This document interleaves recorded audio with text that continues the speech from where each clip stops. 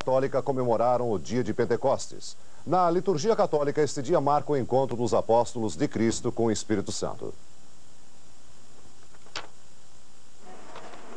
Um simples vestiário se transformou num local sagrado, numa capela onde um grupo reza sem parar.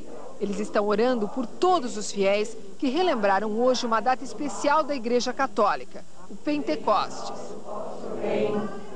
Chegando o dia de Pentecostes, estavam todos reunidos no mesmo lugar. A frase está escrita no Evangelho e inspira todos os carismáticos. É certo que a data oficial, Pentecostes, ainda não chegou, é no próximo 19 de maio. Mas hoje, os carismáticos já são tão numerosos que precisaram arrumar um dia sem jogo de futebol e usar o estádio do Morumbi. Vamos orar. Vem, Espírito Santo! Essas 120 mil pessoas se reuniram em nome do Espírito Santo. Acreditam que ele repete aqui no Morumbi o que, segundo os apóstolos, aconteceu no nascimento da igreja 20 séculos atrás, quando o Espírito de Deus desceu sobre os presentes. Por isso, as pessoas rezam com fervor, se emocionam, cantam e pulam de alegria. Eu sinto que a minha força é maior com esse Espírito Santo grande dentro de mim, assim, é uma coisa maravilhosa. O povo hoje tem uma fome de Deus, o povo hoje tem uma sede de Deus. Nem fomos nós quem suscitamos isso, foi Deus quem suscitou. O que nós estamos fazendo é apenas dando a este povo o alimento que ele precisa e trazendo para Deus, e trazendo para a igreja este povo que hoje está querendo voltar para Deus.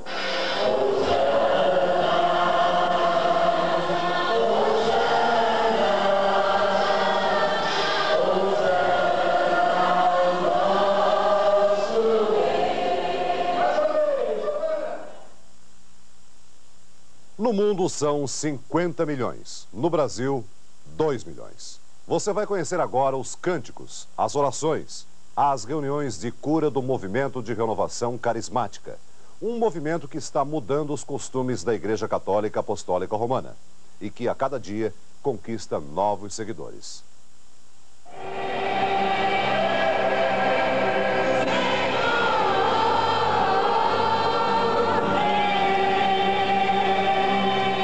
Estas imagens, por incrível que pareça, foram feitas esta semana na Catedral da Sé, em São Paulo.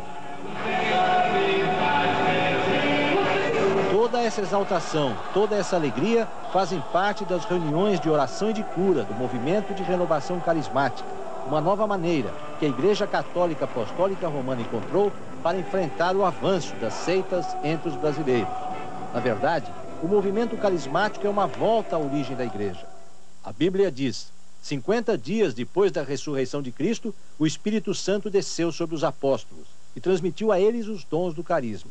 E um desses dons é exatamente o carisma da cura. É a Igreja Católica voltando ao tempo dos apóstolos. O movimento carismático começou 24 anos atrás, com um grupo de jovens universitários americanos e chegou ao Brasil há 17 anos. Esse verdadeiro espetáculo de fé teve agora mesmo o apoio da Conferência Nacional dos Bispos do Brasil, a CNBB. O movimento de renovação carismática reúne só em São Paulo 500 mil pessoas. Calcula-se que no Brasil já existem 2 milhões de carismáticos. No mundo todo, a Igreja Católica Apostólica Romana tem 50 milhões de seguidores dessa nova linha de evangelização.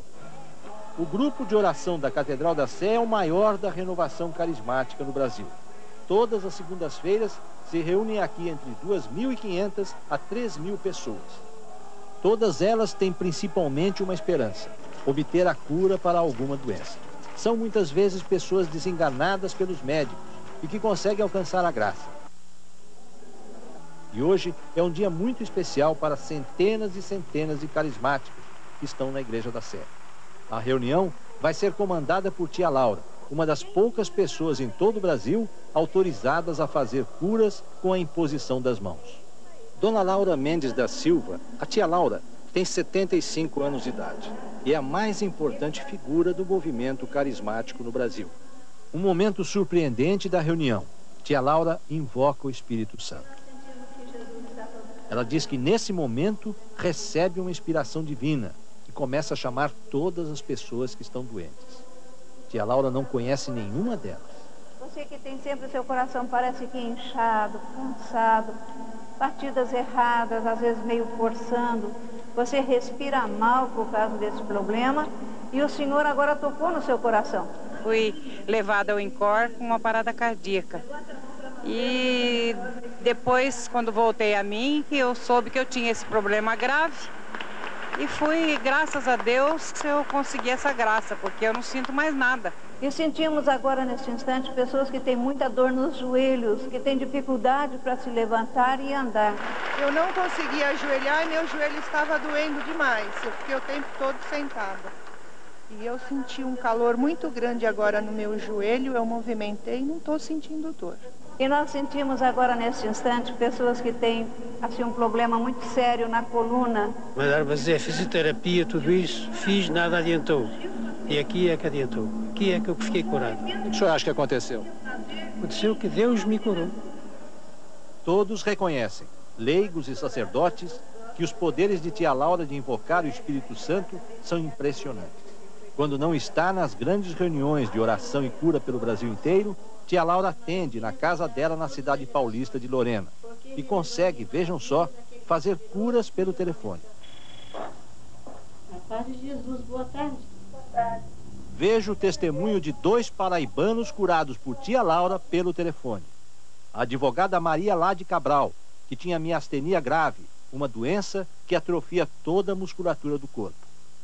Eu recebi uma oração por telefone de tia Laura. A oração simples. Ela pediu simplesmente assim: Senhor Jesus, eu creio que estás presente em toda parte. Eu te suplico, cobre com o poder do teu Espírito, na outra extremidade desse fio, lá na Paraíba, a minha irmã. E queima, no calor do teu Espírito, as raízes de miastenia graves, onde quer que se encontrem nela. Só foi isso, amém, aleluia. A outra cura pelo telefone foi do professor universitário Gerôncio Vilar. Ele tinha câncer na língua. Eu liguei para a tia Laura e ela orou pelo telefone e é aí onde a gente tem a experiência boa com Deus, né? O que é que o senhor sentiu quando ela orou? Eu senti que realmente confirmava-se aquilo que eu esperava, a cura, né? Física mesmo. Além de receber mais de 100 telefonemas todos os dias, tia Laura recebe também cartas e bilhetes de todo o país. Eu sempre digo para os irmãos assim: bem sei, Senhor, da distância que existe entre mim e esta irmã ou esse irmão que eu estou orando, mas sei que tu estás no meio de nós e a tua mão preciosa é sobre a cabeça desta pessoa tão necessitada da tua graça. E Jesus faz a obra. Boa noite, você está sintonizando o programa Encontro com Cristo. Outro grande líder carismático do Brasil é o padre Alberto Luiz Gambarini. Ele é o pároco da Igreja de Nossa Senhora dos Prazeres, em Itapecerica da Serra, São Paulo. Padre Alberto usa o rádio com muito sucesso para evangelizar e conquistar novos adeptos para o movimento de renovação carismática. Ele garante que o carisma sempre existiu na igreja. O movimento carismático, ele está presente dentro da igreja simplesmente para ser um caminho, para ajudar a igreja a redescobrir esta missão fundamental do Espírito Santo. Por isso, nós não acreditamos que haja uma divisão, pessoas que são progressistas ou pessoas que são conservadoras. O que nós acreditamos é que existe a Igreja de Cristo e para isso nós temos que trabalhar. Padre Alberto já fez muitos seguidores apaixonados do movimento carismático. Gente de todos os níveis sociais e econômicos. Um exemplo dessa devoção e do poder de invocar o Espírito Santo é uma das mulheres mais ricas de São Paulo, Dona Maricitro Sardi. Ela é coordenadora de um grupo de oração.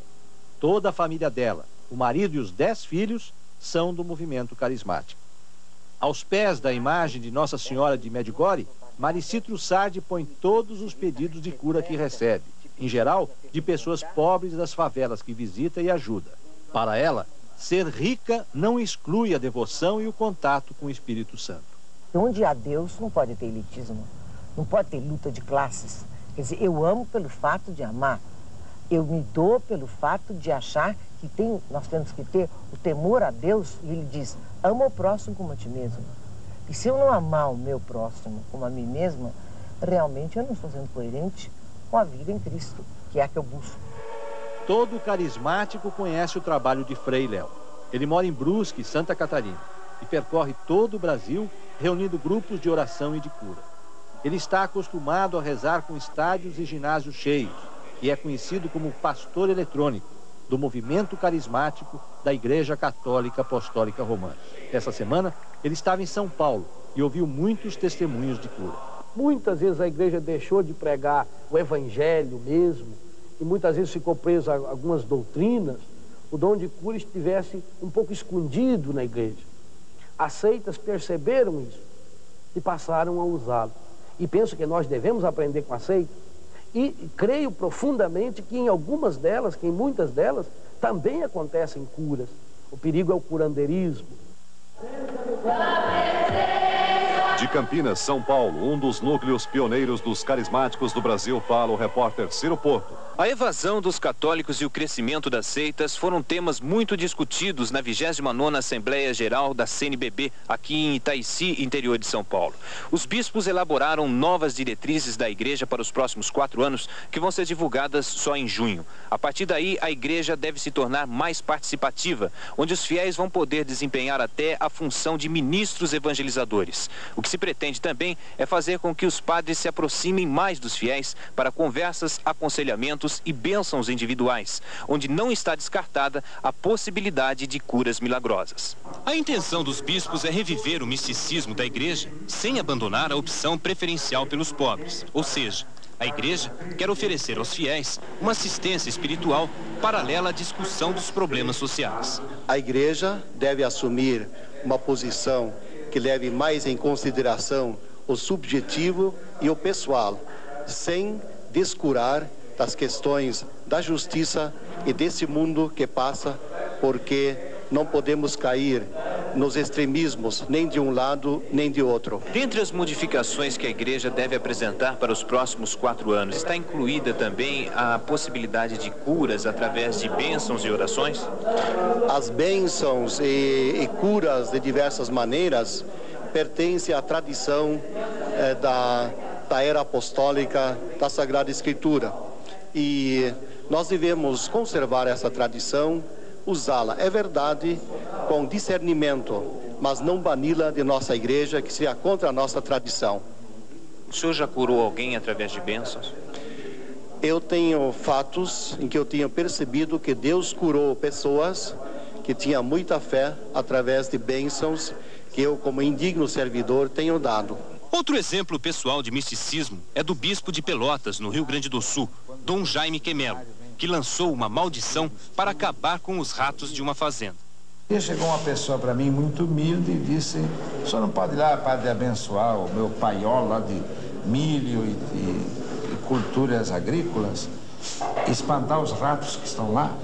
E eu comecei dizendo para a senhora assim: olha, minha senhora, use o veneno, né, primeiro, comecei a trabalhar.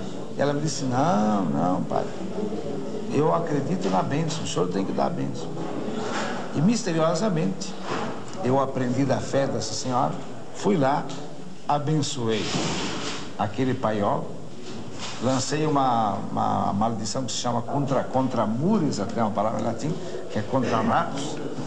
E qual não foi a minha admiração? Por 3 ou 4 anos, eu nem era do local, tinha nascido ali, mas trabalhava no outro diocese.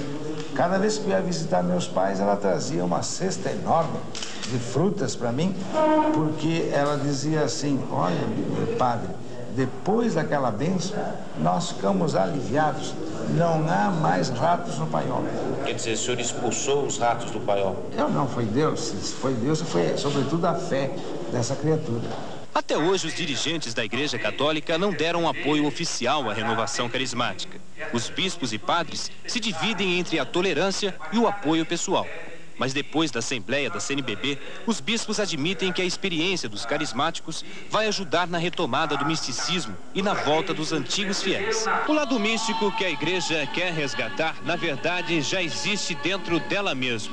Hoje, o movimento já está se espalhando por todo o país e a evasão das igrejas católicas começa a ser substituída pela lotação. Nos encontros de carismáticos, os fiéis chegam a disputar um lugar dentro da igreja.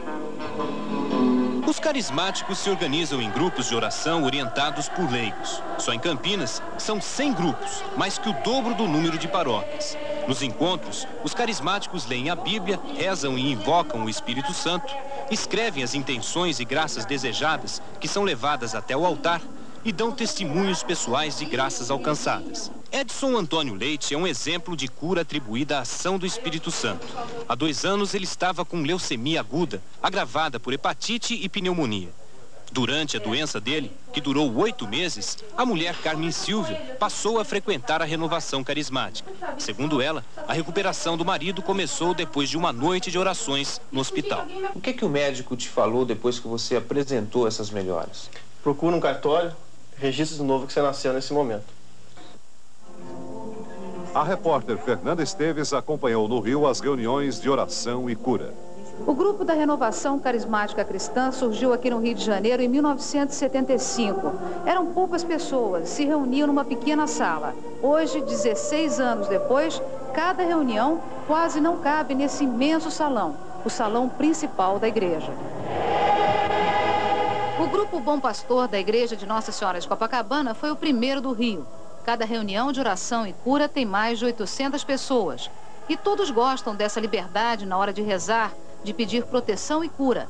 Uma descontração, uma alegria próprias dos carismáticos. O movimento acabou com o lado sisudo, solene das cerimônias da igreja. Os que chegam pela primeira vez parecem espantados, mas logo se rendem às orações e às curas pela imposição das mãos. A senhora está aqui em busca de quê? De paz, de saúde, tudo. Aí fora tá ruim, tá, a gente não tem tranquilidade, então a gente vem pra cá pra ver alguma coisa diferente, né? Antigamente a igreja era muito fechada e tudo pra gente era pecado. Qualquer coisa era pecado. Atualmente não, Deus nos ama como nós somos, tá? Em todo o estado do Rio, os carismáticos são mais de 200 mil. Nas reuniões de cura, também conhecidas como trabalho de intercessão, aparecem todos os tipos de problema, desde a doença considerada incurável, as desavenças conjugais, até os jovens que estão querendo se livrar do vício do álcool e das drogas. Muitos se dizem curados pelo poder de imposição das mãos, mas poucos, muito poucos, querem falar a respeito disso. Mas o ator e dublador Eduardo Borghetti resolveu falar. Ele tem 28 anos de idade, é casado e tem 2 filhos. Eduardo diz que aos 20 anos consumia todo tipo de droga. Queria deixar o vício e não conseguia. Tentou tudo, inclusive tratamentos esotéricos. Depois que passou a frequentar a comunidade Bom Pastor, em Copacabana, há 8 anos, garante que conseguiu se livrar das drogas. Hoje participa de um novo trabalho, a recuperação de drogados. Quando eu senti essa presença de Deus, esse amor, automaticamente eu não sentia mais vontade de, quando acabou o encontro, eu não sentia mais vontade de tomar drogas. Simplesmente não era mais natural para mim, eu não tinha necessidade. Alguma coisa tinha me preenchido de tal maneira que eu não sentia mais vontade. Dom Serafim Fernandes de Araújo, eleito vice-presidente da CNBB e considerado um representante da igreja tradicional, define assim o movimento de renovação carismática. Os milagres são um testemunho de Deus para dizer que Ele está presente, que Ele é Pai, que Ele é carinhoso. Mas, na verdade, não é, eu vou dizer, uma sessão de curas. Jamais a igreja iria prometer uma sessão de curas. Não é uma benção, você aperta o botão e sai. Não é isso. Precisa ter a fé no coração da pessoa e precisa também que Deus quer que o homem tome as medidas. Por exemplo, eu não vou dar uma bênção para uma pessoa só que não quer se tratar. Eu vou dizer para ela que eu dou a bênção, mas tem que se tratar. Porque a bênção de Deus irá para o médico, irá também para o remédio, irá para as coisas. Esse é o sentido pedagógico das nossas bênçãos.